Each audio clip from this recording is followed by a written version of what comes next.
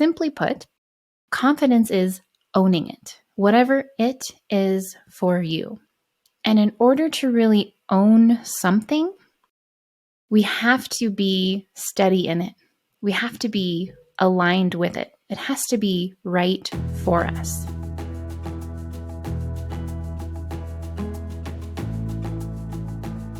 Hey friends, welcome back to the Make It Inevitable podcast. I am your host, Stephenie Zamora, and today I want to talk about 3 critical components for cultivating more confidence. Now, there are more than 3, but I'm going to share my top 3, and in the show notes, we'll include a link to my book, Cultivating Confidence. It's a short book. It's a very quick and easy read.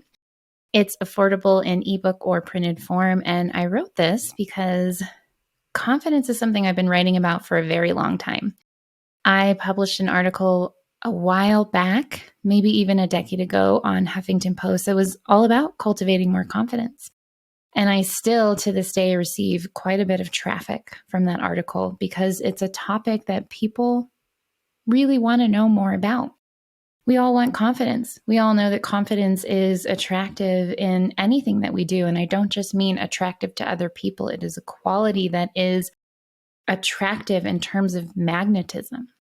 Because when we are confident in ourselves and what it is that we do, what it is that we're offering, what it is that we want, how we live our lives, we are in resonance with those things, those people and things and opportunities that are right for us, our right clients, our right opportunities and projects, the friends and partners that we want to have in our lives.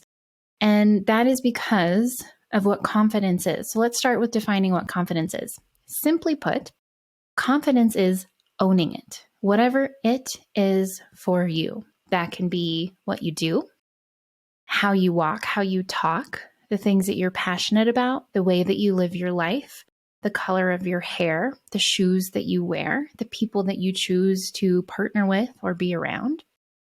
Confidence is about owning it. And in order to really own something, we have to be steady in it. We have to be aligned with it. It has to be right for us. Let's use clothes as an example because this is a really easy way to show how we can get out of the energetics of confidence. If you are wearing something that you love, that feels like you, that fits you perfectly for how you want your clothes to fit you, how do you feel when you go out and you move through the world, through life? Confident. Because you're comfortable, you're owning what you're wearing. This is me. This is all of me. I'm here. This is how I look, how I want to look. This is what I love. This is how I am, who I am. You have an energy in your being as you move through life. Whereas if you're wearing something that doesn't fit right, either you just don't like how it feels and how it fits, or it's too tight or too loose, if it's a color that you just really is not your color because you don't like it, and your shoes are too tight, your pants are falling off, and you go through the same motions, see the same people, you move through life, you don't feel confident, you feel uncomfortable, you don't feel like yourself, you don't feel aligned in your external expression of how you feel inside, of who you know yourself to be, of how you want to move through life. So this is not just about clothing and how we look. That's a great way to tap into the energetics of it. When we're wearing what feels like us, when we're comfortable in what we're wearing, we move differently. And when we move differently, we're holding different energetics. We are embodying a different version of self, confident version of self. We are owning who we are and our expression of who we are. Versus when we're moving in things that don't feel like us, that aren't comfortable. We're not confident. We don't feel like us. It's hard for us to own something that just isn't right. So being confident, cultivating more confidence, the first critical piece of that is to become your most fully expressed self, to come into alignment with the truth of who you are, who you're here to be, who you are, who you want to be, your fullest expression, not what other people want from you or expect from you, not who you think you should be, your fullest expression. You have to know who you are. And when you know who you are, you have to own it. Take my lifestyle, for example. There are a lot of people that furrow their brow at the idea of living in a fifth wheel camper, of making a tiny home out of a camper, of selling most of my belongings so that I could make this a reality, of moving towards a life that's very different from the norm, from what I've grown up with, from what most people choose, want, live. But I own that decision because it's right for me.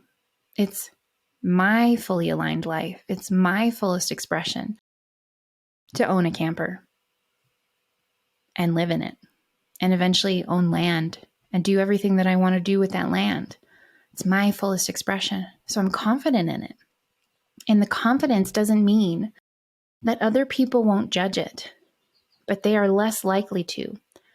And they are less likely to question you and push back on you, tease you, make fun of you. Some of them still will because they feel threatened by your confidence, by your life choices, by what you're wearing, whatever it might be that you're confident around, that you're owning. But more people will accept it because they feel your energy behind that. And I learned this about confidence early on, and it was such a small, silly thing that taught it to me. I was working a new job. It was my second job out of college. I had a new partner who I met on that job, and he would bring a little lunchbox to work every day.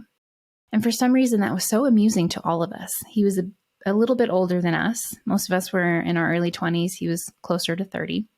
He would come to work every day with his little lunchbox, his little packed lunch in his little lunchbox. And for some reason, again, I don't know why, we were younger. We weren't used to it. We were still all eating out. We were all so tickled by this. And I watched as people would tease him.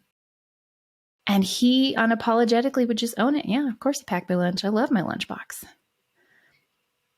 And there was something about that that struck me. It wasn't who he was. It wasn't his tone of voice. It wasn't what it was about. It was simply that he owned it. Yeah, I do this. It's great. I love it. Next question. And something about that just landed differently for me. And I would start to see it play out with other people. People who would be teased for something. People would try to push back on them. People would try to undermine it. And they would just confidently own whatever it was. And when we confidently own things, people respond to that energy differently, especially the people closest to us. So if I'm owning my lifestyle choices to family and friends who think that I've gone off the rails, who don't understand what I'm doing, who think I'm having a nervous breakdown, whatever it might be, and I'm not confident in this because I'm worried what they will think, or I'm doing it for the wrong reasons, or I haven't fully anchored into my fullest expression, my full alignment. I don't feel worthy of just having what it is that I want and living life the way that I want. I feel like I'm not good enough because I'm not doing what everyone else does. They're going to respond to that. Even if it's the undertone, even if I'm saying things confidently and they're hearing it, they're going to feel that in me, that vibration of, I'm not sure though. Please don't judge me. Please don't make me wrong for this. I don't know, this might be wrong. That's an undertone. That's my energetics, how I'm holding it, how I feel about it. I'm not confident in my choice, in my decision, in what I'm doing. And people pick up on that. And so especially with the people closest to us who are already projecting their own fears and worries onto us, it's very easy for them to pick up on and latch onto and use against us our own lack of confidence. Whereas if I come to people, which I did, with, this is what I'm doing, this is why I'm excited about it, and not from a place of I have to explain it, I have to defend it. This is what I'm doing, and I'm so excited about it. And this is what I'm going to figure out how to do. Will you support me? Can you help me? I've had so much more acceptance, quick, immediate acceptance, because I was clear in myself first. I was making decisions to do this from a place of true alignment with who I'm here to be, the life that I want to live. I had gotten the hell yes from my intuition, my gut, my sacral. When the idea to get a camper dropped in for me, when I realized I can't sign another lease. I don't want to live in the suburbs or the city. I have to do things differently. I took those things off the table, traditional ways of living. That opened me up to seeing different possibilities. And when the idea of an RV or a camper dropped in, my whole body lit up. It was a yes. And I sat in that yes, and I swam in that yes, and I acquainted myself with that yes and that idea. And I really owned it for myself first. It was about my fullest expression, my alignment, my aligned life. And so by the time I started talking to other people about it, I was so sure of it, that it was natural to own it, to be unfazed by other people's judgments or questions or curiosities, attempts to make fun of, whatever it was. It didn't affect me because I was confident, and people accepted it really quickly. Oh, this is what you're doing. Great. How can I help? Because of that confidence. So in order to own something, it has to be aligned for us. And we have to really own it, that it's our desire, that it's what we want, that it's what's right for us, regardless of what we've done before, what anyone else thinks or wants for us. That takes that deeper work of being in alignment. So if you aren't aligned with yourself, your truth, your purpose, who you're here to be, the life you're here to live, the work you're here to do, that is what you have to work on first. Because whatever you're owning has to be true for you, aligned for you. Otherwise, there'll always be a little bit of a wobble because you're wobbly in yourself. You're trying to hold something, own something that's not right for you. I've done that. It doesn't work. So you have to do that work to come into alignment with the truth of who you are, to have and to own and to hold the things that are right and true for you. If you're struggling with this, I can't recommend our Actualize program highly enough.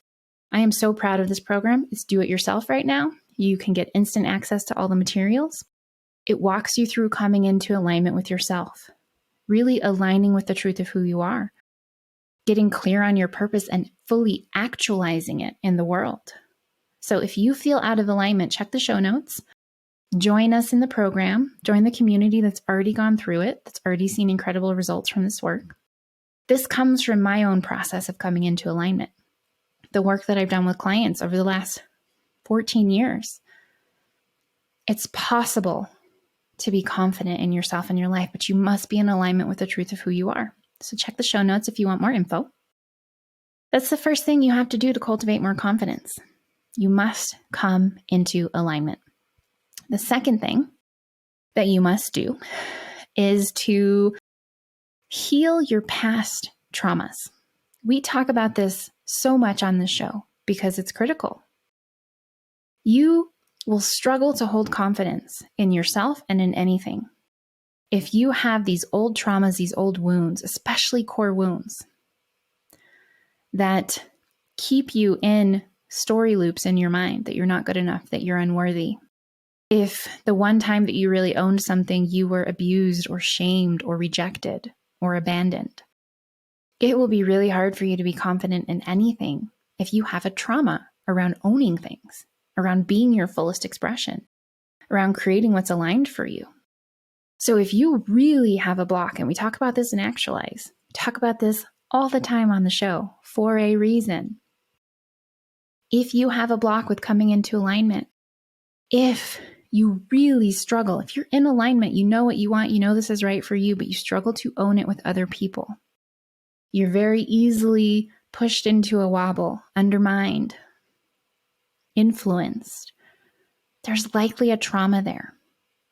Old core wounds, shame that's embedded in your subconscious, stories that you tell on repeat.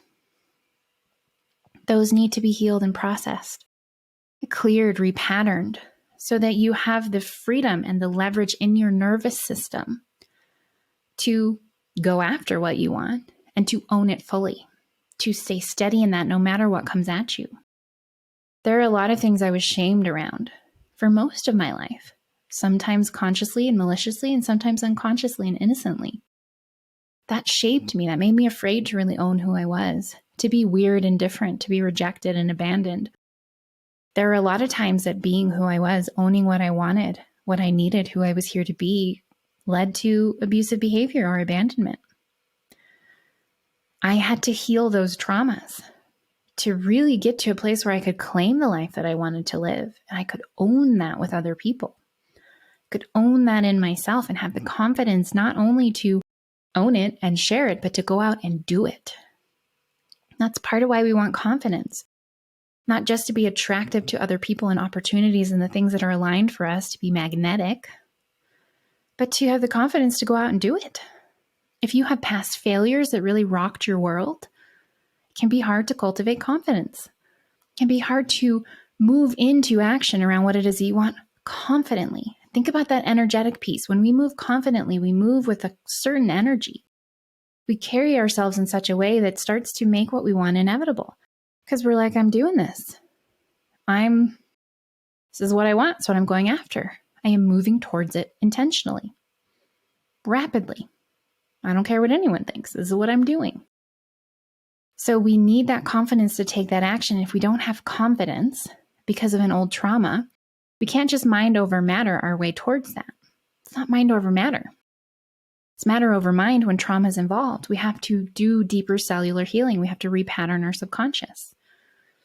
So if you're really stuck coming into alignment, there might be trauma, core wound story, limiting belief, embedded shame, fear of abandonment, rejection, abuse, anchored in real experiences from the past. Or if you can't take motion, if you can really own it internally, but you're afraid to talk about it or move on it, you just need support. You have to do the work to heal your traumas. You have to clear it on a cellular level. This is not intellectual work. Intellectual will give you a little bit of leverage to do things differently. Cellular healing, repatterning of the subconscious. When we do that, we have so much more freedom and leverage to take big steps forward, to show up differently, to be more fully expressed without fear, without shutdown. So you have to do that deeper healing work. Third, that I'm going to share today, and there are more. There are 10 chapters in this book. I'm referencing the outline for the book. So check the show notes, grab a copy of Cultivate Confidence to go deeper into this. I'm really proud of this book. I poured everything I have into the confidence conversation in this book. But for today, third, you have to push your edges and build trust in yourself. To really cultivate confidence requires believing and having faith in yourself. You're not afraid to take actions, not only because you've healed and cleared your trauma and you're owning what it is that you really want, what's right for you, but because you have trust in yourself. So when we're going after our big impossible desires, when we're healing, when we're growing, when we're becoming who we're here to be, creating a life that's fully aligned for us, we're going to bump up against our edges. This is the window of tolerance. There's a certain window of tolerance of highs and lows that we're comfortable with. And when we start to move towards bigger and better things, more aligned things that are very possibly different than anything we've had before, that was true for me with the camper. It was so different than anything I had done before. So it pushed a lot of edges. But because I am in the habit and practice of constantly pushing my edges through healing and growth work, through going after things that feel impossible and trying to make them happen rapidly and succeeding at it a lot of the time, I have built confidence in myself that I can do hard things, that I can navigate uncomfortable and uncertain situations, that I can become a beginner again and master things quickly, that I will figure things out, that I can ask for and receive support. We have to push our edges and build trust in ourselves and see that we can survive the things that are scary and hard, that used to be triggering and traumatizing for us, that are uncomfortable. I had never done anything like this. I had never sold 90% of my belongings, not signed a lease, and bought a tiny house, a camper. I had never done that before. But I had confidence in my ability to do so because I have done hard things that seemed impossible that I had never done before in the past. I started a business. I started multiple businesses. 2 of them have been very successful. I didn't have any experience in that. That required pushing my edges, trusting myself, having my own back, doing what felt right and aligned for me. We build confidence the more that we move through hard things, the more that we heal, the more that we take action steps. and we navigate failure. Not just success, but we navigate through failure. We figure things out. We learn, we grow, we're shaped. We find support. We receive and accept the support. We learn new things. My first months with the camper were incredibly difficult because I didn't know anything about it. I didn't know anything about the battery system, the electrical system, how to fix things that were broken and beeping and alarms were going off. I know a lot about campers now.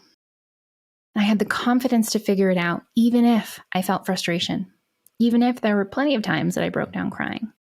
I had the confidence to keep moving because I built a business from scratch, two from scratch.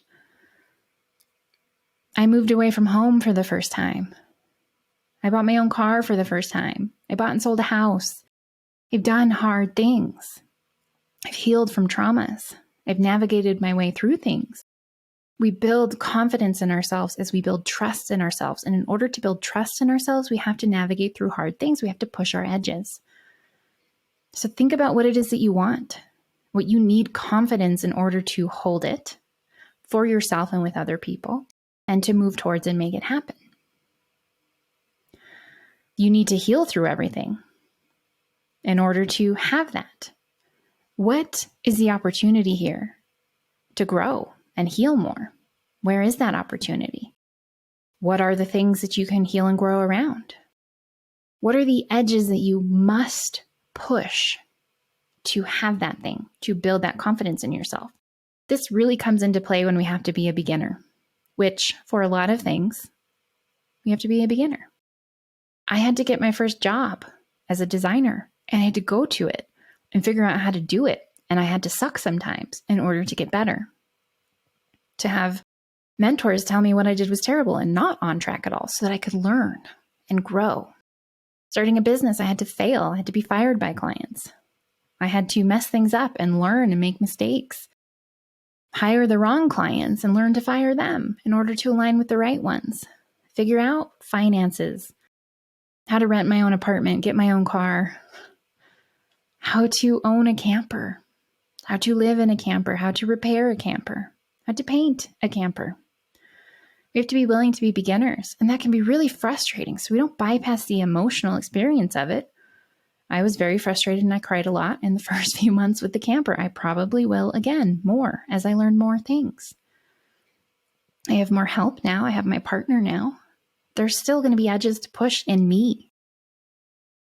And we cultivate more confidence the more that we push our edges and see that we can survive it and we can navigate our way through things, especially the things we're most afraid of, like failure, getting things wrong, being rejected, going through loss, feeling frustration, not knowing how to do things. And we grow our confidence in ourselves. And that confidence allows us to take more action, to keep moving, to move forward, to make things happen. The more that we do that, the more evidence we have that we can. Where do you need to push your edges? What do you need to learn to be uncomfortable with? Where do you need to experience loss and letting go? Where do you need to be a beginner and be bad for a little while? And do you trust yourself to do that? Can you look back for evidence of yourself surviving, pushing your edges, and going through challenging and uncomfortable chapters? Surviving loss and failure, big or small. Can you build that confidence in yourself? And are you willing to continue building it by pushing your edges, going beyond your comfort zone? It's required. And the more that we do it, the more confident we become. I am so confident in the face of failure, defeated maybe, frustrated, sometimes crying, usually not thrilled, but I'm confident that after I have my tantrum, I will get back up, I will go again, I will figure it out. And if I can't, I will ask for and receive help. I have that confidence in myself, which allows me to be more confident in general as a person and to not be shaken by other people's lack of confidence in me or teasing or shaming or judging. I'm good. I own it. I own my failures. I own that I'm a beginner when I'm a beginner. I own that I'm pushing my edges and I'm ungraceful in it. And I continue. And I own that what I am doing is right for me because it is. So those are 3 ways to start cultivating more confidence. Again, there's more to this. There's more to each of them.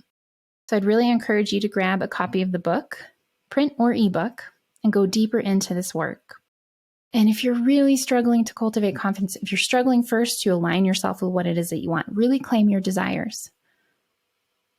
Actualize is a great program, and or get support from me, from someone who can help you get clear on who you're here to be, what your purpose is, what you're called towards, who can help you own that. Sometimes we just need that support to move past all the stories in our head. If you can't own it, or you can't take action, you're not broken, you're just blocked. You just need support. You just need that deeper cellular healing and repatterning work. That's it. That's all that's happening. Notice any stories that you tell about yourself and how those don't make you feel more confident. Any story that comes up, it's a gift.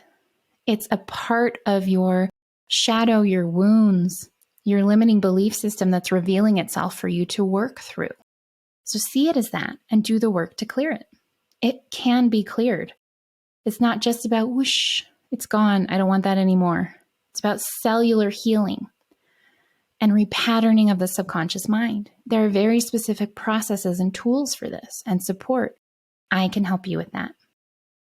So if you need support, please reach out. Please check the show notes for resources.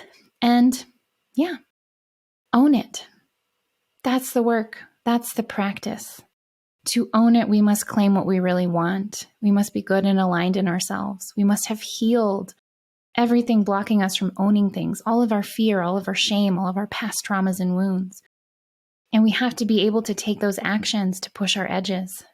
So what is it that you want more confidence around, and what is the work that's here for you to do?